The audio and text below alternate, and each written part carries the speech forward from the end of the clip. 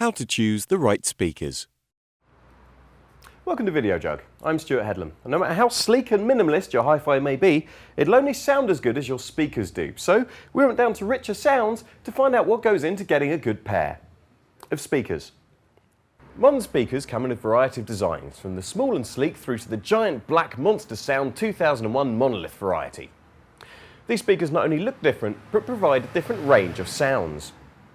If you're looking for speakers for a home cinema system, please have a look at our Video Jug film, How to Set Up Surround Sound in Your Living Room, Part 1, Speakers and Components. First off, cower like a frightened monkey, because these are tower speakers. Tower speakers provide both good high and low range sounds, especially if they come with a built-in subwoofer. Speakers with a built-in subwoofer are often advertised as having three-way sound. That is, they've got separate components for handling the high range, mid-range and low range sounds. Tower speakers give you the best sound from your hi-fi, but they also tend to be the largest kind of speaker you can get, although you can try and save a little bit of floor space by opting for a slimline model. Tower speakers also tend to be the most expensive kind of speaker you can get. An alternative are bookshelf speakers. These are smaller and cheaper than tower speakers, but still deliver excellent high and mid-range sound. They tend to be two-way, which means they've got a separate component for handling the high-range sounds, usually called a tweeter, and a separate component for the mid-range sounds. As bookshelf speakers tend to be two-way, you might want to get a separate subwoofer to handle the bass frequency of your system. If you don't want to get a subwoofer, it might be worth shopping around for three-way bookshelf speakers. In case you're wondering if a subwoofer is an underwater dog, I better explain that one too. Subwoofers are speakers that are specifically designed to handle low frequency sound and can be used in conjunction with an existing speaker setup to provide extra bass. Subwoofers come either with or without a built-in amplifier, or those that come with are preferable, as you can then tune the subwoofer to fit your existing speaker setup.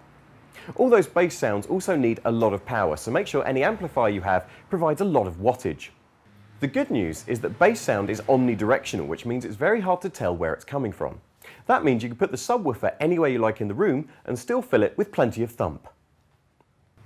These are satellite speakers, and these tiny speakers can often deliver high-performance invisible sound when used with a subwoofer. They can be wall-mounted or hidden behind ornaments, while still producing excellent mid-range to high-range sounds. The design of these speakers can be a talking point in itself, but it's rare to find a satellite that deals with low frequencies well, hence the need for a subwoofer. If the few cubic centimetres of space taken up by satellite speakers is still too much for you, you might want to consider in-wall or in-ceiling speakers. You may have come across these in hotels, but they're becoming increasingly popular in the home. These speakers are mounted on a frame and then inserted directly into a wall or ceiling. These speakers are normally full range, but you might need a subwoofer to back up the bass in your system.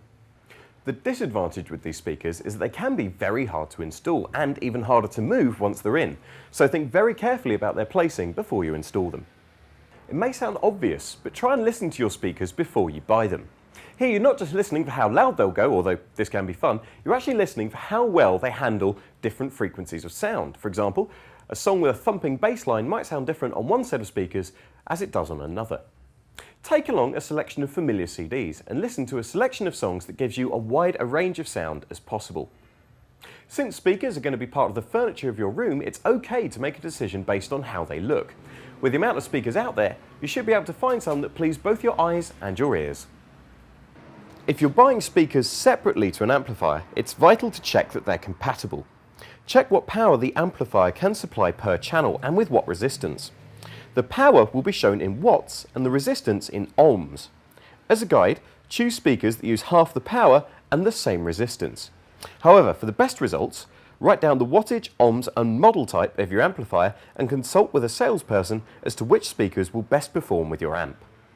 Make sure you buy your speakers from somewhere with a decent returns policy, as the acoustics of the showroom may be different to the acoustics of your room. When you get your new speaker system home, test it thoroughly, and if it doesn't sound as good, take it back. Of course, if it does sound good, enjoy your new speakers. Done.